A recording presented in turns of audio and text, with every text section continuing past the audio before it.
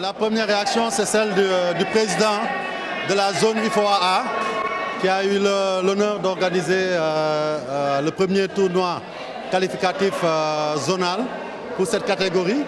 Et on peut tirer notre chapeau à l'organisation dirigée par le président Abdoulaye Sow, puisque le comité local d'organisation a pu, malgré les contraintes de terrain, puisque nos grands stades sont fermés, organiser cette manifestation de bout en bout.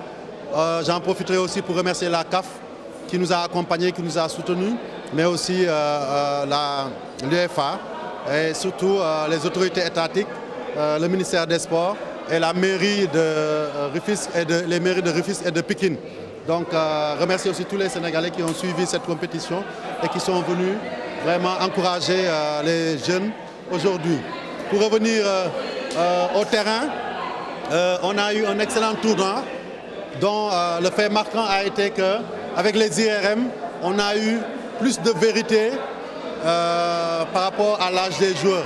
Et je pense que c'est important. Et on s'est rendu compte que quand on était plus strict dans le contrôle de l'âge des joueurs, il y avait plus de jeux, plus de football et peut-être aussi plus de spectacles.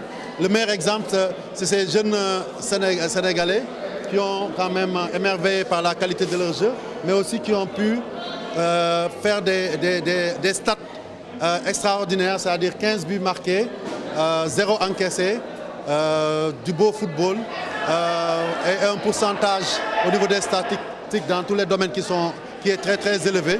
Tout cela montre que le football africain est sur la bonne voie, mais aussi le football sénégalais.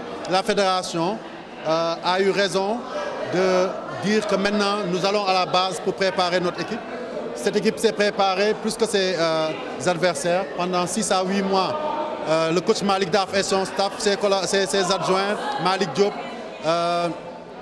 Marc, ainsi que l'ensemble du staff, on travaille d'arrache-pied chaque jour, chaque semaine pour nous fournir une prestation de qualité.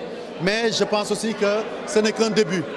Comme je l'ai dit tantôt, cette équipe elle est programmée pour être championne. Nous voulons faire de cette génération une génération de champions. Gagner aujourd'hui pour savoir ce que c'est gagner et pouvoir gagner à l'avenir dans les plus grandes catégories et notamment en équipe A. Et je pense que ça ne fait que commencer, on va y arriver. On ne lâche rien. Nous sommes contents aujourd'hui du résultat. Le premier trophée de toute l'histoire du football pour cette catégorie U17. Une deuxième qualification à une CAN. Des stats intéressantes. Mais le travail ne fait que commencer. Et je pense qu'après un petit break, nous demanderons à l'entraîneur Malik Daf de reprendre le collier parce que d'ici au mois de mai, il n'y aura pas de relâche. Ces jeunes, il faudra qu'on les mette dans les mêmes conditions et sinon dans de meilleures conditions pour qu'ils puissent réitérer leurs prestations au niveau de ce tournoi à la prochaine CAN 2019 et pourquoi pas nous valoir une première qualification du Sénégal dans la catégorie U17 en Coupe du Monde. Alors, Président, ce tournoi va en ligne directe avec les nouvelles préoccupations de la CAF à changer le format, surtout dans les petites catégories. Où est-ce que ce changement peut amener le football africain? Écoutez, je pense que c'est en fait l'avenir du football africain qui était en jeu. Ce qu'on voyait souvent en catégorie U17, voire de temps en temps en catégorie U20, c'est que, comme par hasard, nos équipes nationales sortaient de nulle part, ex nihilo, pour aller gagner des trophées. Et tout le monde criait en disant que cette génération d'équipes africaines, de Ghanéens, de Maliens, de Sénégalais ou tant d'autres, quand ils grandiront, ils vont faire des exploits. Mais comme par enchantement, après ces compétitions-là, ils disparaissaient. Ça voulait dire simplement qu'il n'y avait pas de vérité sur l'âge de ces joueurs-là. Et je pense que c'était un leurre. Aujourd'hui, avec ces jeunes qu'on a vus et qui rendaient même, je pense, sur ce match-là, des centimètres et des kilos à leurs adversaires guinéens, ont pu montrer que ce n'est point le physique qui fait la différence, c'est le talent, le travail, le courage. Et c'est ce qu'ils ont montré. Et si l'Afrique part à la CAN avec ces jeunes-là et part à la Coupe du Monde à ces jeunes-là, quand ils feront des merveilles là-bas, on saura qu'ils seront capables de les répéter dans les prochaines années et dans les catégories supérieures. Et donc c'est tout l'enjeu aujourd'hui de cette nouvelle politique lancée par la CAF ou qui s'appuie aussi sur les zones. Et je pense qu'à ce niveau-là, il faut dire qu'en faisant cela, la CAF ne fait que rejoindre des pays comme le Sénégal, qui a toujours, je pense, autant que faire se peut, refusé en tout cas nous, depuis que notre équipe fédérale a refusé cette pratique. Je dois rappeler que déjà, même ici au Sénégal, le championnat de U17, il n'y a que 4 ligues régionales qui jouent, parce qu'on a exigé maintenant, on a été très exigeant, on a demandé la production d'une pièce d'identité pour cette catégorie. Avant, c'était un extrait de naissance, qu'on allait se faire établir n'importe où pour venir faire des licences avec des gaillards qui disaient qu'ils étaient des U17. Et nous, on l'a banni. Et donc, c'est ça qui aujourd'hui a fait qu'on n'a eu aucun joueur recalé au niveau de l'IRM, parce que nous-mêmes avions été exigeants. On avait fait depuis 3 mois des IRM de nos joueurs en disant qu'à chaque fois qu'un joueur était suspect, il fallait l'écarter. Et donc, le résultat est là. Et donc, ça montre qu'aujourd'hui, la panacée, l'avenir du football africain passera par cette vérité de l'âge du jeune joueur africain. Et la CAF, avec à sa tête le président Ahmad, a été bien inspiré de lancer cette nouvelle politique avec l'assistance de son département médical, mais aussi de l'UEFA. Président, la rentabilité des petites catégories est à long terme, elle n'est pas immédiate, contrairement à celle des seniors. Où est-ce que vous comptez trouver les ressources nécessaires pour satisfaire les moyens de votre politique? Écoutez, je pense que quand on a la volonté, on arrive toujours à trouver les solutions en faisant preuve d'imagination. Aujourd'hui, les solutions ne sont pas que financières.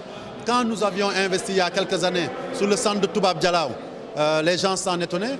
Mais aujourd'hui, entre les techniciens des petites catégories et nous, quand on voit nos équipes jouer, on parle de Toubab Dialaw time. Parce qu'on sait que dans un match, plus le match va durer, plus nos joueurs vont dominer leurs adversaires. Parce qu'ils ont le temps de la préparation.